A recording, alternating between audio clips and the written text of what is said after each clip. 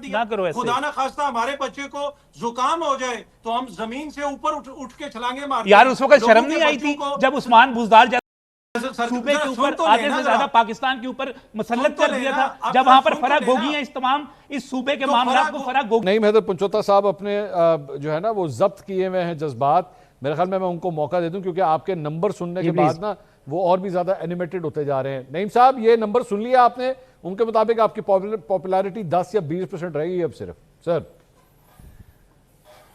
मंसूर भाई मेरा तो दिल विच हासा निकल गया।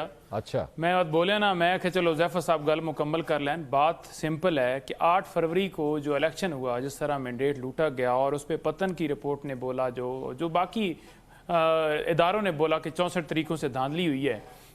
मैं ज़ैफर साहब को कहता हूँ कि आप दिल पे हाथ रख के कह दें कि ये तो 3 करोड़ और पत्नी इन्होंने कोई समथिंग ऊपर बताया ना, 2 करोड़ से भी ज्यादा अगर आपको वोट पड़े हैं ना, तो मैं कहूंगा कि वाकई आप जीते। हुज़ैफा भाई फोन के फोन एक मिनट सर, वो हुज़ैफा भाई आवाम की राय, एक मिनट सर, मैं की राय 8 फरवरी को इमरान सर खान मैं की, हुज़ैफा साहब से जो है उनका निशान लिया, उनका जो है वो उम्मीदवारों को उठाया, पेपर छीने, फर्स्ट ईयर लीडरशिप को उठा के इधर किया, खंबे हमें खड़े करना पड़े, उसके बावजूद पटक पटक के इमरान खान साहब ने आपको मारा, उसके बावजूद आप नहीं मान रहे। ठीक है, तो इसका और सादा हाल है ना, और सादा हाल ये है कि यहाँ आप पारा के अंदर आ जाएं, एक अब हम न्यूज का नुमाइंदा ले लें साथ और बाजार में चलते हैं, हम दोनों पीछे चलते रहेंगे। सर ये नुमाइंदा आपके साथ बैठा है, करेंगे वो सिर्फ पूछते नहीं साहब, ये नुमाइंदा आपके साथ बैठा है भाई, आप नुमाइंदा आपके साथ बैठा है। मैं आप दोनों से रिक्वेस्ट करता हूँ, मैं मंसूर भाई आए, पिंडी चलते हैं, मेरा पिंडी से मुराद है, पिंडी के किसी बाजार में चलते हैं, उस बाजार के अंदर चले जाते हैं, पिंडी से मुराद वो नहीं है, यूनिवर्सिटी में प्रोग्राम करते हैं, नहीं वहां की तालियां, वहां का क्राउड, ये आपको बच्ची बता देते हैं कि वो किधर खड़े हैं, आप हर रोज प्रोग्राम करते हैं। तो ये तो बात अकल है ना, जो इतने पक्के मुंह से ये कह रहा है कि हमें 8 वोट पड़ेंगे, बाकी फिर गला अंदाजा ला लो की होएगा। हुज़ैफा साहब आपको चैलेंज मंजूर है, ये जो नईम साहब कह रहे हैं? देखिए खान साहब, मुझे बिल्कुल चैलेंज मंजूर है और मैं आपके चैलेंज को थोड़ा सा मजीद अल्टर कर देता हूँ। हाँ। अगर 50 लोग हों और आप मेरे साथ जाएं, साथ इनको भी लेकर जाएं, मुझे इतना यकीन है कि मैं उन लोगों से अगर 2 मिनट बात कर लूं तो 50 में से 90% लोग हमारी तरफ खड़े होंगे। और ये तो वैसे हमारा नहीं, जब से मैग्ना कार्टा लिखा गया नहीं, 700-800 साल की आप हिस्ट्री देख लें, जो पार्टी हुकूमत में होती है लोग उससे नाला होते हैं, उसके इंतजामी फैसले हो, मुआशी फैसले हो, मैं तो बिल्कुल नहीं कह रहा।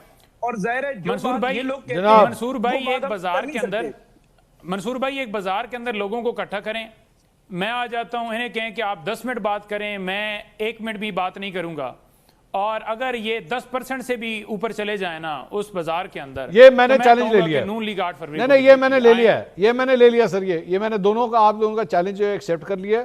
ठीक है, अब मैं पिंडी में आके ये प्रोग्राम रिकॉर्ड करूंगा, इनके पास कोई जवाब, पिंडी के किसी बाजार में जाके रिकॉर्ड होगा सर, वहां पे क्राउड खड़ा होगा और ये हम लोग बिल्कुल काटे बगैर प्रोग्राम रिकॉर्ड होगा। आप दोनों मेरे साथ खड़े होंगे, मेरे लेफ्ट और राइट पे खड़े होंगे, और अवाम जो हाजिर हूं, जाने आप तैयारी करें, मैं हाजिर हूं। बिल्कुल मैं हाजिर हूं। मैं तो कहता हूं कि आज ही अगर कोई मौका बनता है, ये अगले मंगल की रख लें, या कल प्रोग्राम आपने रखने, कल ही आ जाएं। सर मैं आज आ जाता, लेकिन मोटरवे पे 100 की स्पीड है, मुझे आते हुए 4 घंटे लग जाने, 4-4.5 घंटे, तब तक दुकानें बंद हो जानी है, वरना मैं नहीं तो मरियम वाला तैयारा ले लेना कि या सिर्फ उन्होंने अपने लिए रखा हुआ है के लिए, आम आदमी नहीं चढ़ सकता। सर शरीफ खानदान के जहाजों में, हेलीकॉप्टरों में हुज़ैफा भाई ने सफर किया, मैंने आज तक नहीं किया, मुझे नहीं पता कि वो कौन सा जहाज या कौन से हेलीकॉप्टर उनके पास है, मेरे पास कोई आइडिया नहीं। इनके पास 55 रुपए किलो। देखिए, और मैं देखें जीबी के ऊपर एक नुक्ता देना चाहता हूं। देखिए, इन्होंने कहा कि जीबी इलेक्शन के अंदर जो है वो ये रिजल्ट आया। पहली बात तो ये है कि पीपल्स पार्टी, नून लीग दोनों कहते हैं धांधली हुई है। पहले पीपल्स पार्टी कहती रही, जब वो जीत गए वो चुप हो गए, उसके बाद जो है नून लीग कहती रही जी हमारे साथ जो है, तो वो तो आप भी चुप हो गए थे। नईम साहब एक मिनट, नहीं साहब, नहीं नईम साहब एक मिनट, नईम साहब एक मिनट, सर एक मिनट, नईम साहब एक मिनट, ना एक मिनट नईम साहब एक, सर सुने नईम साहब, आप भी तो 2018 के हवाले से कहते हैं जनाब आरटीएस बैठा था क्योंकि हमारी सीटें कम करनी थी, तो चुप तो आप भी हो गए थे। आप कौन सा बोले थे 2018 के इलेक्शन के बाद जनाब की धांधली हुई है, आपको हुकूमत मिली, आप चुप हो गए। के अंदर भी हमारी सीटें जो हैं वो कम की गई थी, तो चुप क्यों हो गए? और हम आज भी कह रहे हैं, और इमरान खान साहब की स्टेटमेंट्स भी ऑन रिकॉर्ड हैं कि हमारी सीटें कम की गई, 30 से 32 सीटें जो हैं वो हमारी कम की गई थी। जी आपने तब कहा था जब आप हुकूमत से चले गए थे, तो आप उस तरह स्ट्रांग नहीं होते जनाब। ये आपने तब कहा था जब आप हुकूमत से चले गए थे, से गिराया जा सके। ये आपने तब कहा था जब आप हुकूमत से चले गए थे, ये तब आपने कहा था।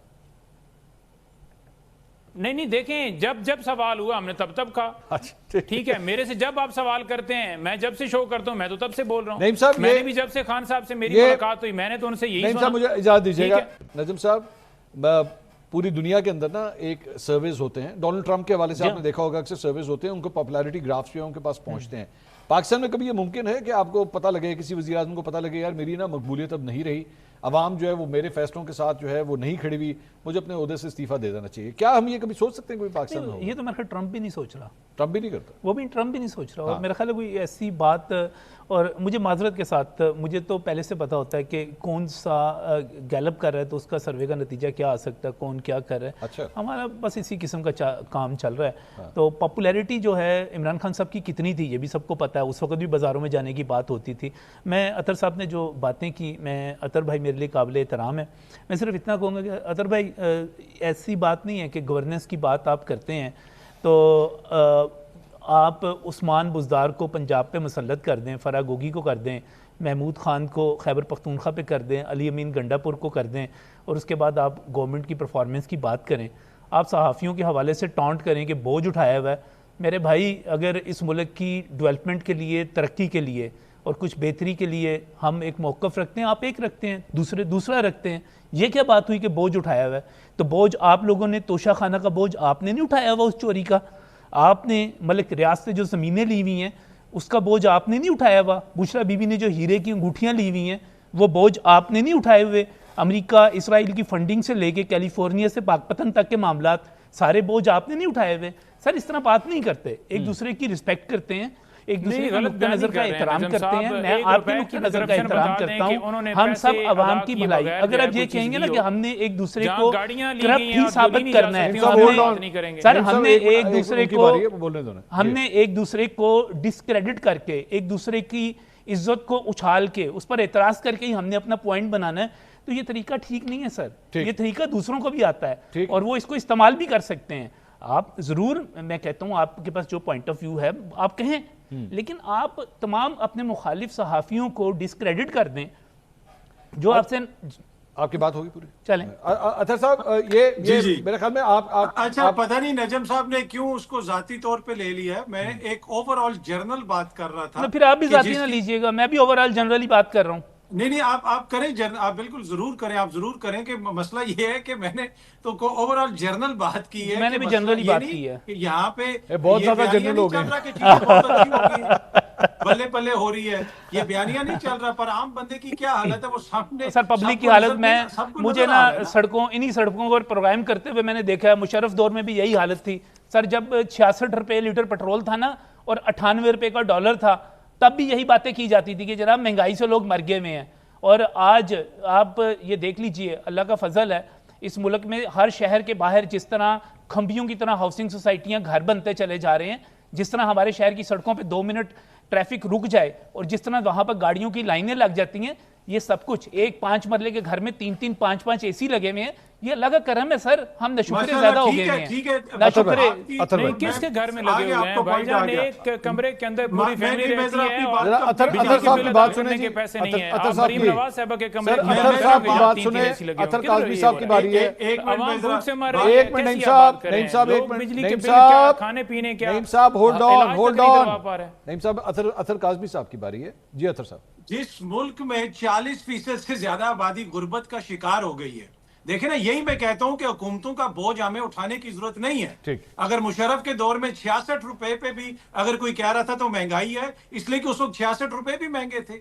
अभी इस वक्त 400 रुपए लीटर पेट्रोल हो गया और हम बगले पे जाएं कि जनाब को महंगाई की हम बात खान साहब ने खुद प्रेडिक्शन की थी ना कि अगर ईरान की जंग हो गई तो ये 500 रुपए लीटर हो जाएगा। ये तो खान साहब की प्रेडिक्शन थी। बात सुन ले जरा, काइंडली सुन ले, मैंने आपकी पूरी बात सुनी। जिस सूबे में 1 करोड़ बच्चा स्कूल नहीं जा सकता और हम टीवी पे बैठ के खुशहाली के किस्से सुनाएं, मतलब अगर हमारे घर में खुशहाली आ गई है, हमें सरकारी नौकरियां मिल गई हैं, तो हम कह दें पूरा यार अगर पर्सनल हो गया तो फिर मैं भी वही बात करूंगा। मैं फिर वो बात कर रहा हूँ। अगर तुम पर्सनल हो गए तो फिर मैं भी पर्सनल बात करूंगा। मेरे भाई ना करो ऐसे, तसल्ली रखें। मैं आपको ना करो ऐसे, आ रही है, आपको ना करो ऐसे, नहीं आ रहा कि आपने 300 बच्चे को HIV कर दिया। ना करो ऐसे। खुदा ना खास्ता हमारे बच्चे को जुकाम हो जाए तो हम जमीन से ऊपर उठ के छलांगे मारते। यार उस वक्त शर्म नहीं आई थी जब उस्मान बुज़दार सूबे के ऊपर आधे से ज्यादा पाकिस्तान के ऊपर मुसल्लत कर दिया था। जब वहां पर फराग गोगियां इस तमाम इस सूबे के मामला को फराग गोगियां चलाती थी, उस वक्त आपको शर्म नहीं आती थी? जब आप इमरान खान साहब बाकायदा तोशाखाना की चोरियां कर रहे थे, उस वक्त आपको बच्चों का ख्याल नहीं आता था। जब यहाँ पर गलत प्रयास आप लोग जमीनें ले रहे थे, उस वक्त आपको बच्चों का ख्याल नहीं आता था। जब कोरोना के बाद रद्द किया जा रहा था, उस वक्त आपको लोगों का ख्याल नहीं आता था। नईम साहब जरा मंसूर साहब मैं जरा अपनी बात कंप्लीट कर करें जी, करें। मसला ये है कि आपके सरकारी अस्पतालों में बच्चों को HIV हो जाए और उसके ऊपर कोई बात ना करे, बंदा पॉजिटिविटी फैलाता रहे। उस्मान बुजदार भी sir private hospital Shaukat Khanum बन सकता है, खैबर पख्तूनख्वा में एक सरकारी अस्पताल नहीं बन सकता? एक सरकारी अस्पताल नहीं बन सकता?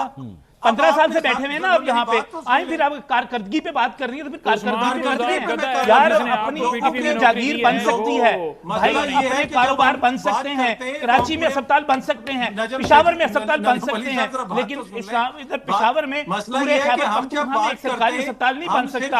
हमारे पख्तूनख्वा लाहौर में अकेला इलाज करवाते हैं। बहुत शुक्रिया नजम अली साहब, अतर काज़मी साहब, पंचोता साहब, हुज़ैफा रहमान साहब, बहुत शुक्रिया।